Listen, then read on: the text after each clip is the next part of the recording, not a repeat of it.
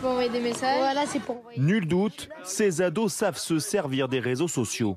Ça veut dire que tu peux mettre des photos et tout. Problème, ils ont moins de 13 ans. Et en théorie, Snapchat, Instagram ou autres Facebook leur sont interdits.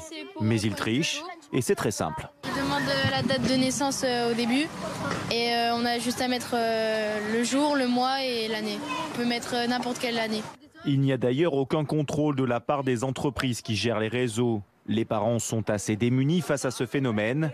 Il est quasiment impossible à contenir. Ils ont du mal à comprendre puisque avec la télé-réalité, tout ça, ils sont tentés, ils sont toujours tentés quoi.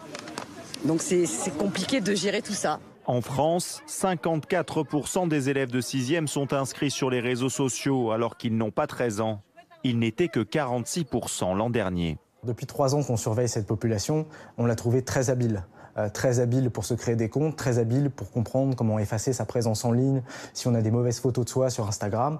Mais la première astuce qu'ils utilisent, c'est de mentir sur leur âge, comme peut-être on l'aurait fait si on avait leur âge, pour pouvoir s'inscrire et retrouver leurs potes sur les réseaux sociaux. Car les réseaux sociaux sont devenus un véritable facteur d'intégration au collège. Arrivés en 3e, 9 élèves sur 10 sont connectés virtuellement à leurs amis.